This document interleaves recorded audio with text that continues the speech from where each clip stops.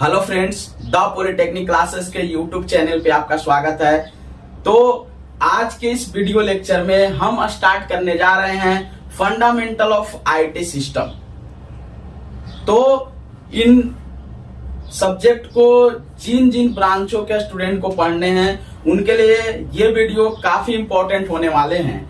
पहले के video lecture में, इसके पहले के जो वीडियो लेक्चर्स आए उनमें हमने देखे कि यूनिट वाइज आपको क्या पढ़ने हैं। यूनिट 1 में क्या पढ़ना है, 2 में क्या पढ़ना है, 3, 4, 5, इन सब में टॉपिक को हमने कवर किया था कि इसमें ये टॉपिक पढ़ने हैं, यहाँ से क्वेश्चंस डिजाइन किए जा सकते हैं। तो हमने इन सारे चीजों को अभी देख लिया है। अब हम यूनिट पे बात करेंगे। तो आज का ये वीडियो आपके लिए काफी इंपॉर्टेंट होने वाला है। तो आप फटाफट इस वीडियो को अपने दोस्तों के पास शेयर कर दें, अपने जूनियर्स के पास शेयर कर दें, जिससे कि वे फर्स्ट सेमेस्टर में कैरी और बैक पेपर से बच सके और द पॉलिटेक्निक क्लासेस में एक बार जुड़कर अपने आप को अलग अंदाज में निखार सके और कैरी और बैक पेपर के बारे में सोचना बंद कर दे। क्योंकि आप अगर द पॉलिटेक्निक क्लासेस में एक बार जुड़ चुके हैं तो आपको नंबर इंक्रीज कैसे करने हैं, आपका नंबर इंक्रीज कैसे करेगा, हम इन चीजों पे बात करते हैं। और स्टूडेंट इतने मोटिवेट हो जाते हैं वो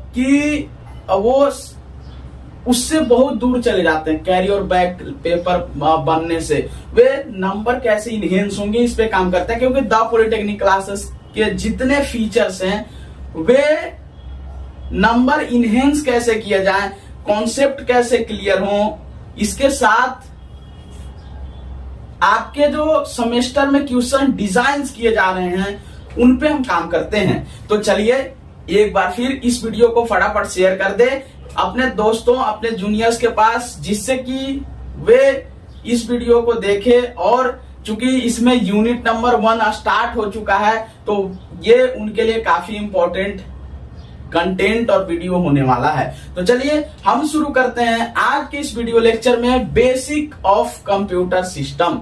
हम लोग इसमें देखेंगे आज कंप्यूटर क्या है, इसमें जो प्रोसेस हो रहे हैं, जो इनपुट आउटपुट डिवाइसेस हैं उनके बारे में, उसके बाद उसके कंपोनेंट्स के बारे में, कंप्यूटर के कुछ कैरेक्टरिस्टिक्स पे बात करेंगे और उसके बाद उसके जनरेशंस पे बात करेंगे। हम इसमें एक फंडामेंटल चीज को तैयार करेंगे, बेसिक्स पे बात करेंगे। उसके बाद इसके आने वाले वीडियो लेक्चर्स में हम इसके डिटेल्स पे काम करेंगे और आपको नोट्स भी प्रोवाइड किए जाएंगे। इन वीडियो लेक्चर के नीचे में आपके एप्लीकेशन पे, आप एप्लीकेशन को प्ले स्टोर पे जाके द पॉलिटेक्निक क्लासेस के नाम से सर्च करें, वहां पे आपको लोगो नजर आएगा और वहां से जाके डाउनलोड करें, अपने कॉन्टेक्ट नंबर से इनरोल हो और परचेज करें फर्स्ट सेमेस्टर के बैच को और पढ़ाई करें द पॉलिटेक्निक क्लासेस के साथ मिलकर। तो चलिए शुरू करते हैं बिना देर किए हुए। यहाँ basics of computer system unit 1.0 के अंदर बेसिक्स ऑफ कंप्यूटर सिस्टम्स आपके पढ़ने हैं, जिसमें हम कंप्यूटर सिस्टम के बारे में बात करेंगे। उससे पहले जानेंगे कंप्यूटर्स क्या हैं, इनके फुल फॉर्म्स क्या होते हैं, इनमें जो यूज होने वाले बहुत से टर्म्स हैं उसके आपको फुल फॉर्म्स याद करने पड़ेंगे, ध्यान में रखने पड़ेंगे। इन सारी चीजों पे बात करेंगे, कैसे याद होगा, बस 2-3 बार लिखने आपको याद हो जाएंगे, कहाँ पे वो चीज यूज हो रहे हैं, सब पे बात करेंगे धीरे धीरे। तो चलिए सबसे पहला टर्म, अगर हम कंप्यूटर की बात कर रहे हैं तो हम यहां से देखते हैं लिखा हुआ है the full form of the word computer is common operating machine purposely used for technology and educational research.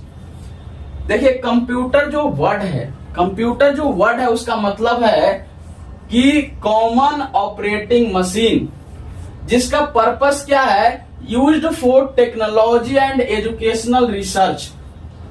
इसके लिए इस वर्ड का यूज किया गया। नेक्स्ट यहां से कहता है कि computer is an electronic device. Computer क्या है, एक इलेक्ट्रॉनिक डिवाइस है which is developed by Charles Babbage near by 19th century.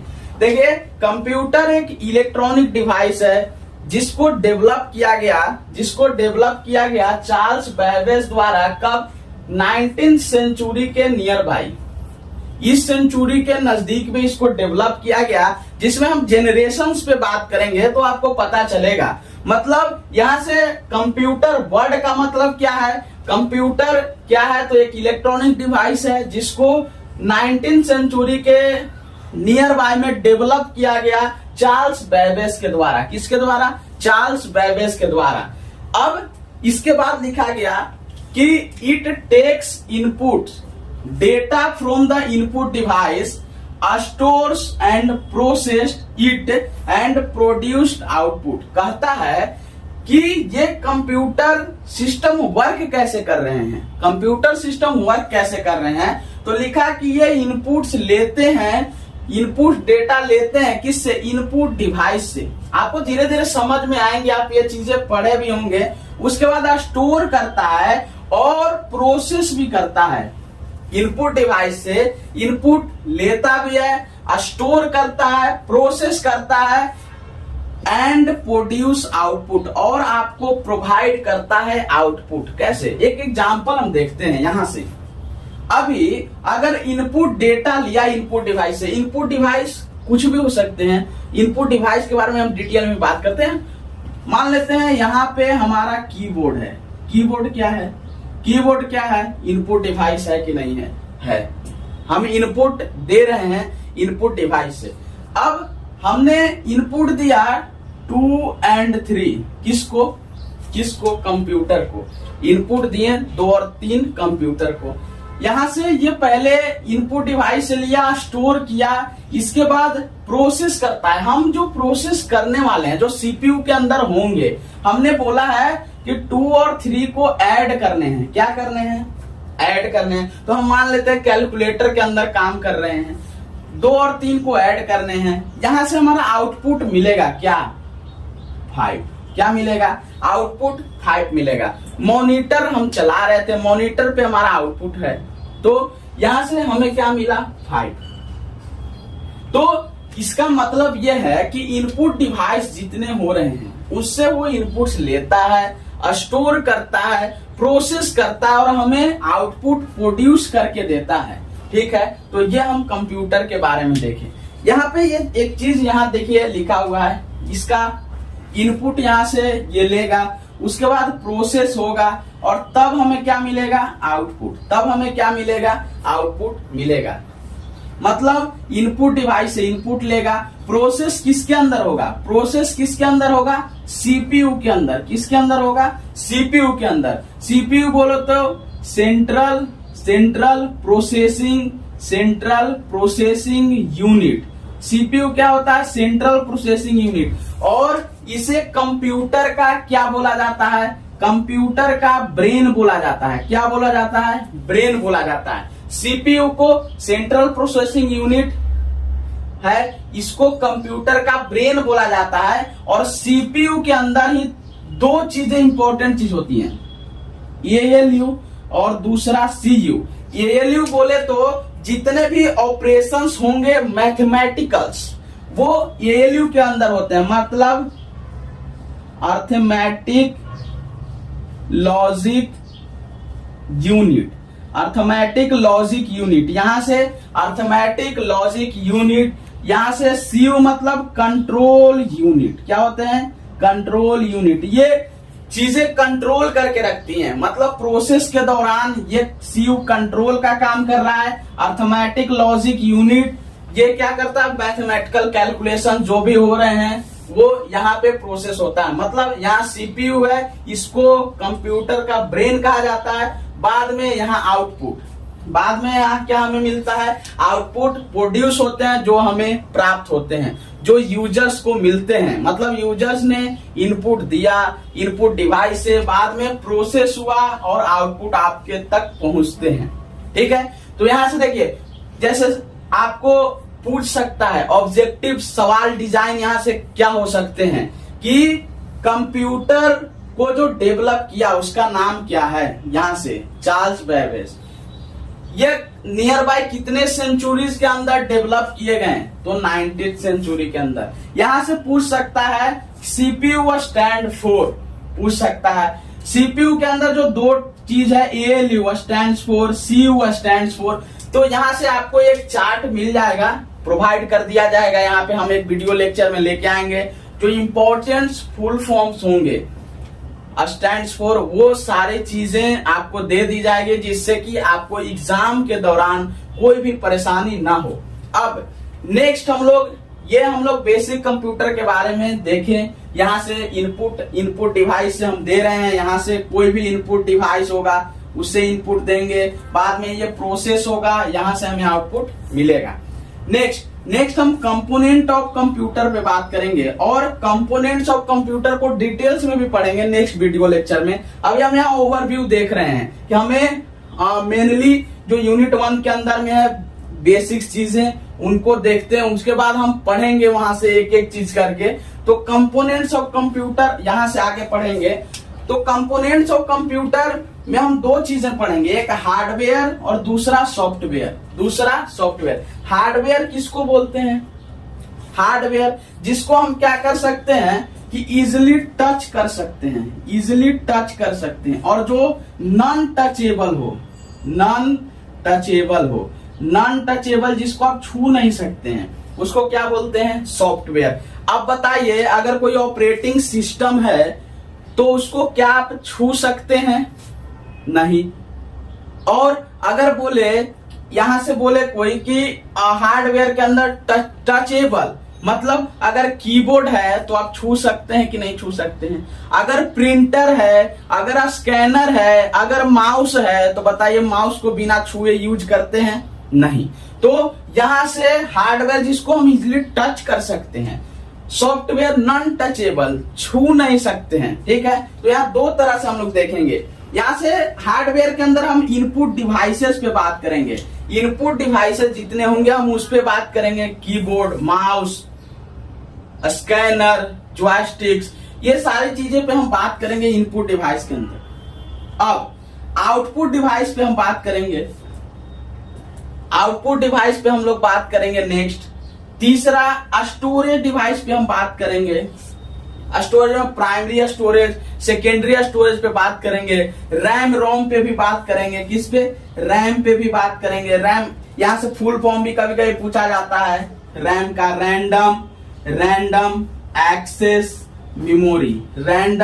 Access memory. दूसरा हम लोग रोम पे भी बात करेंगे। तो रोम बोले तो रीड ओनली मेमोरी। मतलब क्या है, हम बेसिक चीजों पे भी बात कर रहे हैं, हम एक फुल फॉर्म का भी लेके आएंगे वीडियो और इन सारी चीजों पे हम बात करेंगे नेक्स्ट वीडियो में। तो यहाँ से स्टोरेज डिवाइस पे बात करेंगे, CPU पे बात करेंगे, जो अभी हम बोल रहे हैं central processing unit, brain of computer, central processing unit. इसके अंदर ALU CU पे बात करेंगे, arithmetic logic unit, control unit, इन सारी चीज पे हम बात करेंगे नेक्स्ट। यहाँ से अगर दूसरे सॉफ्टवेयर पे बात करें, तो एक है आपका एप्लीकेशन सॉफ्टवेयर और दूसरा सिस्टम सॉफ्टवेयर। जैसे एप्लीकेशन सॉफ्टवेयर बोले तो आप जो यूज करते हैं एप्लीकेशंस, वो जिन सॉफ्टवेयर पे रन कर रहे हैं, डिजाइन्स किए गए हैं उनके बारे में। सिस्टम जो ऑलरेडी आपके इनबिल्ड आ रहे हैं सिस्टम, जैसे OS की बात करें तो हम इन दो चीजों पे भी बात करेंगे सॉफ्टवेयर के अंदर। मतलब कंपोनेंट्स ऑफ कंप्यूटर में हार्डवेयर और सॉफ्टवेयर पढ़ने हैं, input device, output device, storage और CPU हार्डवेयर के अंदर, सॉफ्टवेयर के अंदर एप्लीकेशन सॉफ्टवेयर और सिस्टम सॉफ्टवेयर, दो चीजों पे हम बात करेंगे।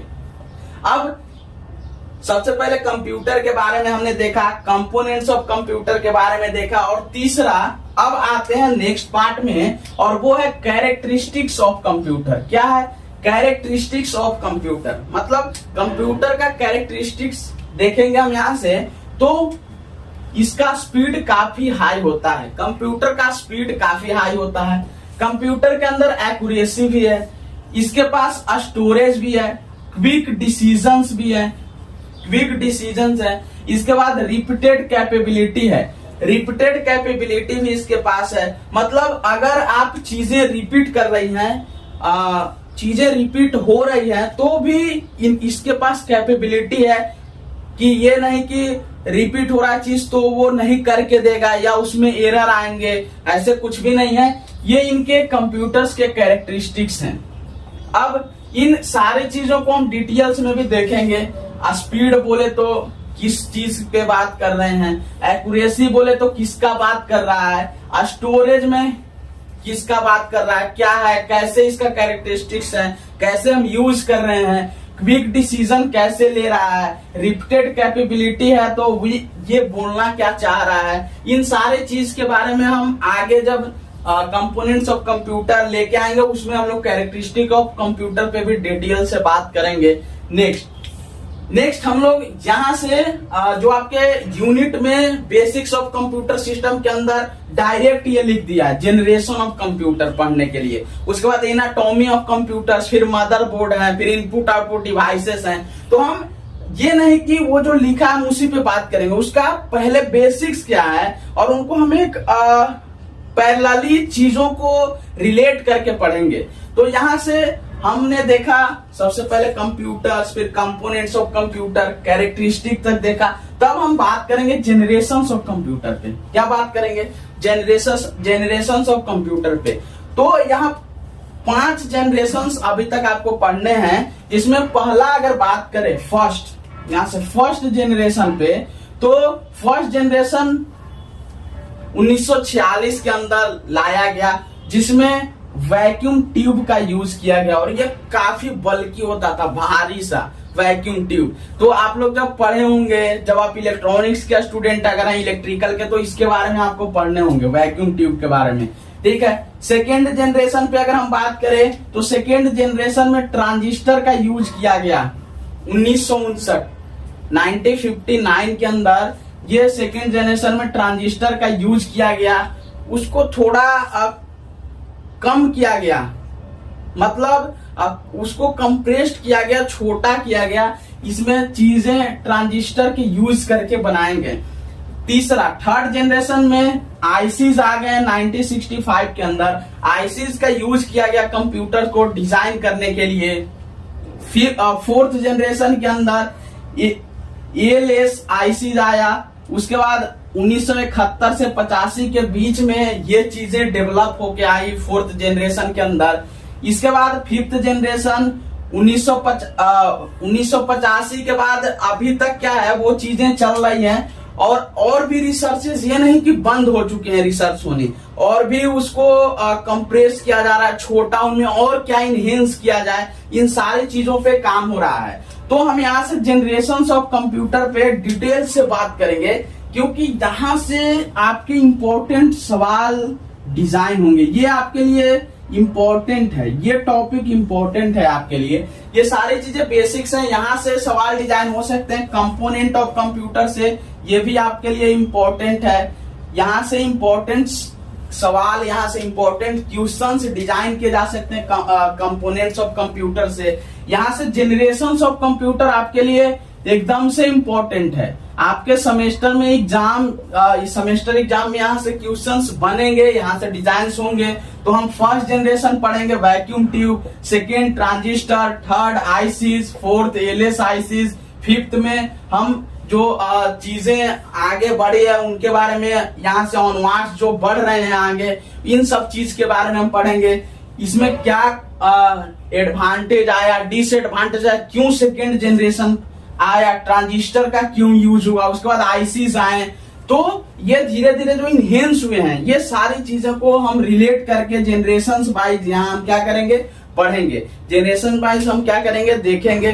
तो हम सबसे पहले सेकेंड वीडियो के अंदर कंपोनेंट्स ऑफ कंप्यूटर और कैरेक्टरिस्टिक्स ऑफ कंप्यूटर के बारे में पूरा डिटेल्स लेके आएंगे और थर्ड वीडियो के अंदर जनरेशंस ऑफ कंप्यूटर पे हम बात करेंगे। और यहाँ से 2 सवाल आपको जो डिजाइन हो सकते हैं कंपोनेंट्स ऑफ कंप्यूटर और जनरेशंस ऑफ कंप्यूटर से, जो कि आपके लिए इंपॉर्टेंट है, जो कि आपके semester external plus internal semester exam के लिए इंपॉर्टेंट है। तो आज के इस वीडियो लेक्चर में हम एक बार ओवरव्यू फिर से देखते हैं। कंप्यूटर पढ़ा, उसके बाद कंपोनेंट्स ऑफ कंप्यूटर देखा, इसके बाद कैरेक्टरिस्टिक देखा और जनरेशंस ऑफ कंप्यूटर हमने देखा। तो आज के इस वीडियो लेक्चर में बस इतना ही। नेक्स्ट वीडियो में हम लोग पढ़ेंगे components of computer, characteristics of computer को पूरे डिटेल्स में, और फिर आगे पढ़ेंगे जनरेशन ऑफ कंप्यूटर। तो चलिए आप इस वीडियो को अपने दोस्त के पास शेयर कर दे, और द पॉलिटेक्निक क्लासेस को अगर आप डाउनलोड नहीं किए प्ले स्टोर से इसके एप्लीकेशन को डाउनलोड करें, इनरोल हो और परचेज करें फर्स्ट सेमेस्टर के क्लास को, और बैक और कैरी पेपर लगने से बचे। तो आज के लिए इस वीडियो में बस इतना ही, मिलते हैं नेक्स्ट वीडियो में, तब तक के लिए धन्यवाद।